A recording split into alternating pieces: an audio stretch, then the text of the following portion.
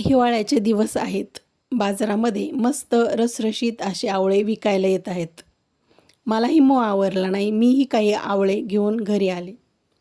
ते स्वच्छ पाण्याने धुतले.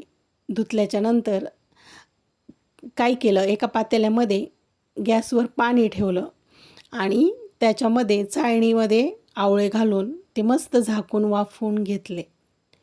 हे वाफवलेले आवळे पाहू शकता तुम्ही.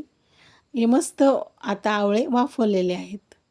हे वाफवलेल्या आवळ्याच्या बिया बाजूला काढून घेतल्या मी. ह्या आता पहा, ह्या इतक्या बिया निघाल्या त्या आवळ्यामध्ये.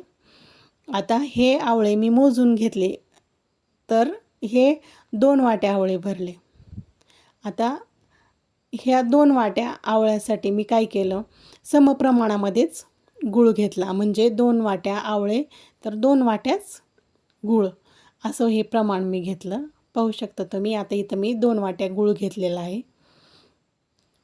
आणि हा गूळ आता मी काय केलं, गॅसवर पातेलं पुन्हा ठेवून घेतलं आणि त्याच्यामध्ये टाकला आणि त्या गुळामध्ये आवळे टाकून घेतले आणि ते मस्तपैकी गूळ पातळ होईपर्यंत छान असं शिजवून घेतले ते रट असे. मग त्यामध्ये विलायची पावडर टाकून दिली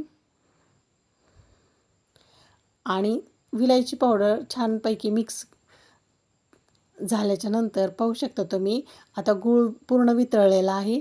आता त्याला घट्टसर होईपर्यंत छानपैकी आवळे शिजवून घ्यायचे आणि आता ते छान असं शिजलं गेलेलं आहे किंवा ते मिश्रण छान असं रट शिजलेलं आहे आणि गूळही चांगला घट्टसर झालेला आहे. असा रसरशीत असा आवळ्याचा आपला मोरंबा तयार झालेला आहे.